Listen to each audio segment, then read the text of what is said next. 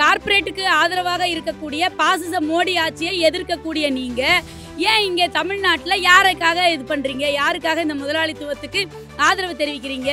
ஓட்டு போட்ட மக்களை காப்பதற்காக தான் நலத்திட்டங்கள். நாங்க ஜெயிச்சு வந்தா முதல்வரானா முதல் கையெழுத்து இந்த தூய்மை பணியாளர்களை நிரந்தரப்படுத்துவோம். அவங்க போக மாட்டானா கூட இவங்க என்ன பண்றாங்க, அதிகாரிங்க மெட்டிக்கிட்டு இந்த எண்ணின் ஆளுங்களை மறுபடியும் அங்கே போயிட்டு வேலை செய்ய சொல்லுங்க சொல்லி அதிகாரம் இது பிளேன் பண்றாங்க. அதனால என்ன பண்றாங்க, பயந்துக்கின்னு வேலையை போய் செய்யறாங்க.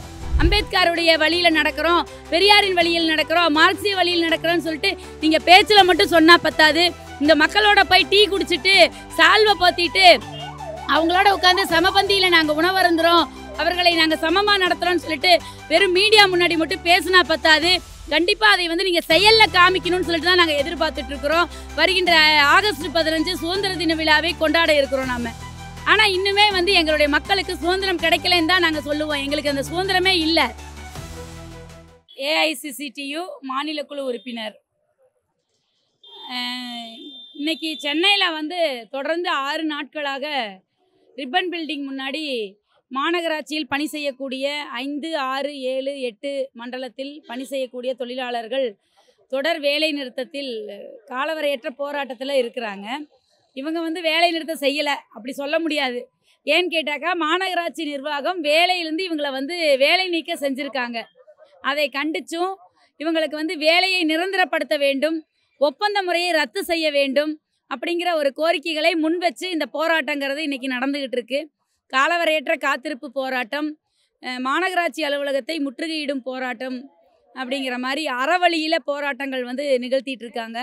பெரும்பான்மையான தொழிலாளர்கள் பெண்களாக இருக்கிறாங்க. பெண் தொழிலாளர்கள் அனைத்து வித இயற்கை உபாதைகளையும் இருந்து கடந்து இந்த போராட்டத்தில் அவங்க பங்கெடுத்துட்டு இருக்கிறாங்க. டாய்லெட் வசதினா ஒரு 2 பாத்ரூம் மாநகராட்சி அலுவலகத்தில் அது போராடி அந்த பாத்ரூமுடைய இதை திறக்க சொல்லியிருக்காங்க. இந்த மாதிரி ஒரு சூழ்நிலையில் தான் இன்றைக்கி இந்த கடுமையான வெயிலோட தாக்கம் இப்போ இருக்குது. அந்த வெயிலின் தாக்கத்தில் இருக்கக்கூடிய இனி எத்தனை பிரச்சனைகளுக்கு அவங்கெல்லாம் ஆட்படுவாங்கன்றது தெரியல. அதெல்லாம் இந்த மாநகராட்சி நிர்வாகமும் தமிழ்நாடு அரசும் தான் இதுக்கெல்லாம் பொறுப்பேற்றுக்கணும். ஏன்னா அவங்க ஒவ்வொருத்தரும் ஒவ்வொருடைய குடும்ப சுமைகளை தாங்கி இருக்கக்கூடிய பெண்கள். அனைத்து சுமைகளும் அவங்க தலையில் தான் இருக்குது. அப்படி இருக்க சூழ்நிலையில் அவங்க உறுதியான இது வெறும் பணிக்கானது, வெறும் சம்பளத்துக்கான போராட்டம்னு சொல்லி நினச்சிக்கிட்டா அது மிகப்பெரிய தவறான விஷயம். இது அவர்களுடைய கௌரவத்தை காப்பாற்றுவதற்கான ஒரு போராட்டமாக இருக்குது. தலைமுறைக்கு தலைமுறை அடிமைப்பட்டு கிடந்த சமூகம் வெளியில் எழுந்து போராட துணிஞ்சிருக்கிறாங்க. இதுவே எங்களுடைய மிகப்பெரிய வெற்றி. இன்னும் குறிப்பிட்டு சொல்லணுன்னாக்கா இந்த போராட்டத்தை ஒடுக்குவதற்கு தமிழ்நாடு அரசும் மாநகராட்சி நிர்வாகமும் காவல்துறையும் பல வகையில் யோசிச்சுட்டு திட்டங்களை பண்ணுறாங்க. ஆனால் எதற்கும் தயார் நாங்கள். எங்களை கைது செஞ்சாலும் சரி, எதற்காக இருந்தாலும் சரி நாங்கள் அஞ்ச மாட்டோம் அப்படின்னு சொல்லிட்டு தான் இந்த போராட்ட களத்தில் பெண் தோழர்கள் இன்றைக்கி உட்கார்ந்துக்கிட்டு இருக்கிறாங்க. இன்னும் குறிப்பிட்டு சொல்லணுன்னாக்கா பேச்சுவார்த்தைகள் பல கட்ட பேச்சுவார்த்தைகள் நடந்தது. போராட்டங்களுடைய கடுமையை கண்டு பல வகையில் அவங்களுக்கு அழுத்தம் ஏற்பட்ட காரணத்தினால கண்டிப்பாக அவங்க பேச்சுவார்த்தைக்கு அழைச்சாங்க. அந்த பேச்சுவார்த்தையில் முடிவும் ஏற்படவில்லை, முறிவும் ஏற்படவில்லை, அப்படி தான் சொல்ல முடியும். யாருக்கும் பாதகம் இல்லாமல் அந்த பேச்சுவார்த்தை அப்படியே நிற்கப்பட்டிருக்குது. இன்னும் பேச்சுவார்த்தைக்கு அழைக்கப்படுறாங்க. ஏன்னு கேட்டாக்கா நீதிமன்றத்தில் இந்த வழக்கு என்பது விசாரணைக்கு இருக்குது. அப்படி இருக்கிற நேரத்தில் சாதாரணமாக ஒரு குடும்ப வன்முறை வழக்காகட்டும், இல்லை ஏதோ ஒரு அடிதடி பிரச்சனை, ஒரு சொத்து தகராறு அப்படின்ற நேரத்துக்கு காவல்துறைக்கு போனால் காவல்துறை என்ன சொல்கிறாங்க, நீதிமன்றத்தில் உங்கள் வழக்கு இருக்குது, இதை நாங்கள் விசாரிக்க முடியாது, இதில் நாங்கள் நடவடிக்கை எடுக்க முடியாது, நீதிமன்றம் தான் பதில் சொல்லணும், நீதிமன்றத்துக்கு போனதுக்கப்புறம் அப்படின்னு சொல்கிற காவல்துறை. இதே வழக்கு இந்த தொழிலாளர்களுடைய ஒப்பந்தத்துக்கு விடலாமா வேணாமா அப்படிங்கிறத தீர்ப்பாயத்துக்கு அனுப்ப சொல்லி கடந்த மாதங்களில் எங்களுடைய தோழர்கள் 5 பேர் காலவரையற்ற உண்ணாவிரத போராட்டத்தில் இருந்தாங்க. 6 நாள் கழித்து போராட்டத்துக்கு அப்புறமா தீர்ப்பாயத்திற்கு அனுப்பணும்னு சொல்லிட்டு உத்தரவு எங்களுக்கு கிடச்சிச்சு. அரசாணை போடப்பட்டது. அரசாணை போட்டு 2 மணி நேரம் கூட ஆகலை. எங்களுடைய தொழிலாளர்கள் அனைவரையும் வேலை நீக்கம் செய்து ஒப்பந்ததாரரிடம் அடகு வைத்து விட்டது இந்த தமிழ்நாடு அரசு. இதை ஏஐசிசிடியு சார்பாக நாங்கள் வன்மையாக கண்டிக்கிறோம். இந்த ஒரு ஒப்பந்த முறை என்பது இங்கே சென்னை மாநகராட்சியில் மட்டும் கிடையாது, தமிழ்நாடு ஃபுல்லாக இந்த ஒப்பந்த முறை என்பது வந்து தொடர்ந்துட்டு இருக்குது. இவங்க ஏதாவது ஒரு மாநகராட்சியில் நாங்கள் இந்த ஒப்பந்த முறையில் கொடுத்ததுனால தொழிலாளர்கள் இந்த மாதிரி நலன்களோடு இருக்கிறாங்க, அவங்க திருப்திகரமாக இருக்கிறாங்க, வேலை பாதுகாப்போடு இருக்காங்கன்னு சொல்லி சொல்ல முடியுமா? கண்டிப்பாக முடியாது. கோவை மாநகராட்சியில் போராட்டம் நடக்குது, தூத்துக்குடியில் நடக்குது, கன்னியாகுமரியில் நடக்குது, தென்காசியில் நடக்குது, திருப்பூரில் அனைத்து மாவட்டங்களிலுமே போராட்டங்கள் நடந்து கொண்டு தான் இருக்குது.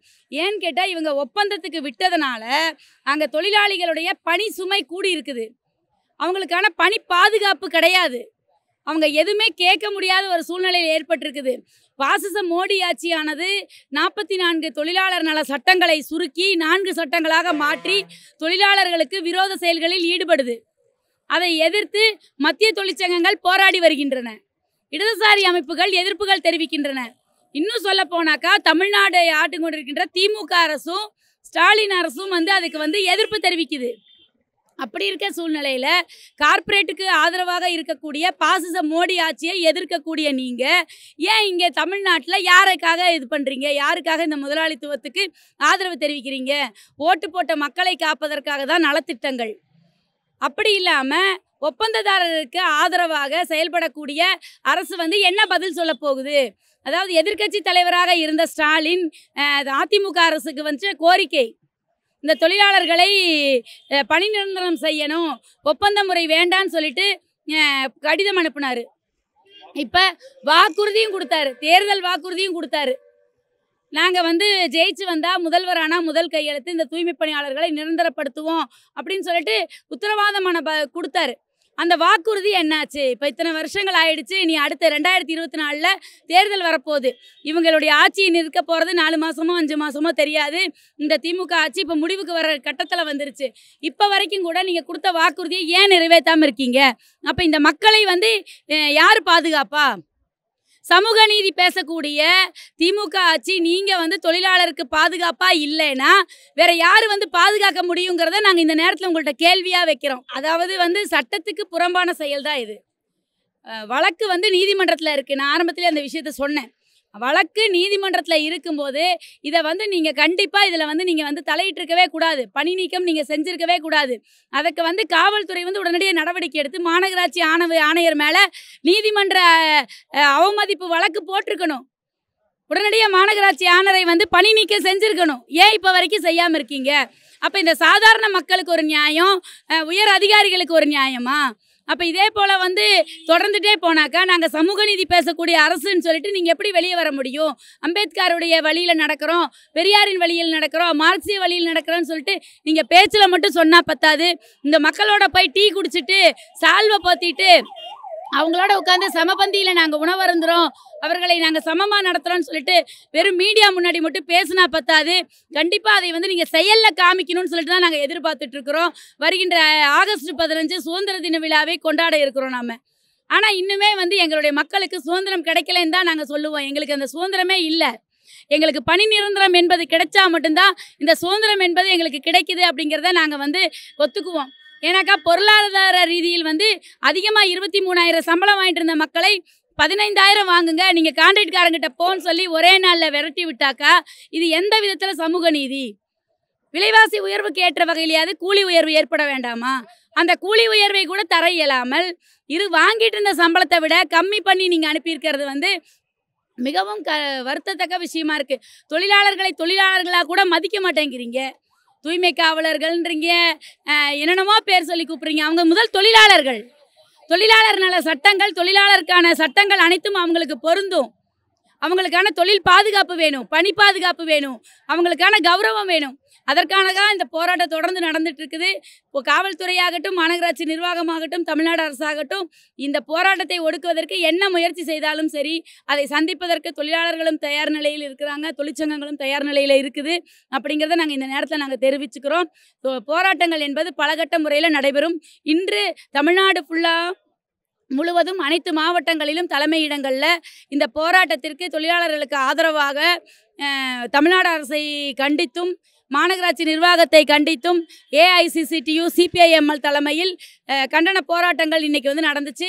இன்றைக்கி மட்டும் இல்லை, தொடர்ந்து நடந்துக்கிட்டு இருக்கும். இவங்களோட கோரிக்கைகள் வெற்றி அடையும் வரை எங்களுடைய போராட்டங்கள் என்பது ஓயாது என்பதை இதன் மூலம் தெரிவிச்சுக்கிறோம். இன்றைக்கி வந்த மெசேஜ் என்னன்னா, இப்போ வந்து இவங்க வந்து 1ஆம் தேதியிலேருந்து 7 நாளைக்கு இவங்க போராட்டம் பண்ணிக்கிறாங்க.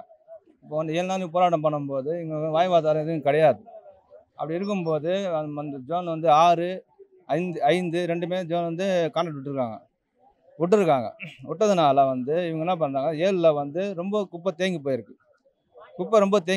அதனால் என்ன பண்ணுறாங்கன்னா, இப்போ வந்து ஜோன் 4ல் வந்து எல்லாம் ஆளுங்களை இட்டுன்னு போயிட்டு ஒரு ஜோனில் ஒரு டிவிஷனில் ஆளுங்க இட்டுன்னு போய்ட்டு 10 பேர் இட்டுன்னு போயிட்டு ஜோன் 7ல் வேலை செய்யுங்க, அங்கே வேலை பற்ற இதுவாக இருக்குது, ரொம்ப வந்து கம்ப்ளைண்ட்டாக இருக்குது அப்படின்னு சொல்லி அவங்க போக மாட்டாங்கன்னா கூட இவங்க என்ன பண்ணுறாங்க, அதிகாரிங்க மெட்டிக்கிட்டு இந்த என்யூன் ஆளுங்களை வந்து மறுபடியும் அங்கே போய்ட்டு வேலை செய்ய சொல்லுங்கள் சொல்லி அதிகாரிங்க வந்து இது பிளேம் பண்ணுறாங்க. அதனால் என்ன பண்ணுறாங்க, பயந்துக்கின்னு வேலைக்கு போய் செய்கிறாங்க. இது வந்து எந்த இடத்துல நியாயம் இது? இப்போ வந்து அவங்களுக்கு நிலைமை தான் நாங்களுக்கும் இருக்கோம். அதாவது வந்து இந்த பணி நிரந்தரவங்க தான் வந்து காலங்காலமாக 12 வருஷம் 15 வருஷமாக வேலை செய்கிறாங்க. மா சுப்பிரமணியனை வந்து ஏற்கனவே வந்து எதிர்கட்சியாக இருக்கும்போது அவரே வந்து மனு கொடுத்துட்டு துப்புரப்பயிலாளர் வந்து அங்கே வந்து நிரந்தரப்படுத்தணும், நாங்கள் வந்து இவர்கிட்ட பேசணும், மனு கொடுத்து பேசணும் நாங்கள் அப்படி சொன்னார். அப்போ வந்து செய்தியாளங்க வந்து கேட்டிருக்காங்க, என்னென்னு கேட்டிருக்காங்கன்னா 60 வயசு ஆளுங்கெல்லாம் நீங்கள் வேலை வந்து தூக்குறீங்களான்னாங்க. அவங்க வந்து அவர் மா சுப்பிரமணியன் வந்து அது எப்படி தூக்க முடியும், 30 வயசில் வந்திருப்பாங்க, அந்த ஒழிப்பெல்லாம் வந்து இதில் தான் போயிருக்கோம், அவங்க முதுமையாக வந்திருப்பாங்க, இப்போ வந்து பார்த்தீங்கன்னா அவங்களுக்கு வயசாக இருக்கும், அதனால் வந்து அவங்களுக்கு ஏதாவது நாங்கள் பண்ணுவோம் அப்படின்னு சொல்லி மா சுப்பிரமணியனை வந்து கொடுத்துருக்காரு. இப்போ வந்து பார்த்தீங்கன்னா சிஎம் வந்து ஏற்கனவே வந்து 2 வாட்டி மேயராக இருந்துக்கிறாரு. அவர் மா சுப்பிரமணியன் வந்து மேயராக இருந்துக்கிறாரு. இப்போ அவங்களெல்லாம் பார்த்தீங்கன்னா அவங்களாம் வந்து கரெக்டாக நடந்துருக்காங்க, நம்மளுக்காக சப்போர்ட் பண்ணியிருக்காங்க, நல்லா வந்து நல்ல தீர்ப்பாக கொடுத்துருக்காங்க. மா சுப்பிரமணியன் வந்து அந்த மாதிரி பேசினார். அப்போ இந்த மாதிரி ஏன் அந்த மாதிரி பேச மாட்டேன்றாரு, எங்களுக்கு ஏன் குரல் கொடுக்க மாட்டேன்றாரு? இப்போ வந்து நீங்கள் தான் எங்களுக்கு வந்து நல்ல முடிவாக கொடுக்கணும். இந்த ஜனத்துகளுக்கு வந்து இப்போ வந்து சோறு தண்ணி இல்லாமல் 6 நாள் 7 நாள் கஷ்டப்பட்டுக்கிறாங்க. அவங்க வாழ்வாதாரத்தில் வந்து கை வைக்காதீங்க. அவங்கள நம்பி தான் இருக்காங்க. இப்போ ஒரு கல்யாணம் பண்ணணும், ஒரு காட்சி பண்ணணும், வெளியில் கடன் வாங்கிக்கிறாங்க, அந்த கடத்தில் யார் கட்டுறது? இந்த வேலையை நம்பி தானே அவங்க இருக்கிறாங்க. நீங்களே வந்து இந்த மாதிரி பண்ணால் அவங்க எங்கே போய் நிற்பாங்க சொல்லுங்கள்? இப்போ கவர்மெண்ட்ன்றது ஒரு குடும்பம் மாதிரி, அந்த குடும்பத்தையே நீங்கள் தான் ஆதரிக்கணும். நீங்கள் ஆதரிக்கலைன்னா யார் ஆதரிப்பாங்க சொல்லுங்கள்? அப்போ வந்து 7 நாளாக வந்து ரோட்லேயே நிற்கிறாங்க, அவங்க மழையிலையும் வெயிலையும் எல்லாமே நிற்கிறாங்க. தயவு செய்து அவங்களுக்கு வந்து பணி வந்து நிரந்தரம் செய்யுங்க, நிரந்தரம் செஞ்சு அவங்க கோரிக்கையை ஏற்றுங்க.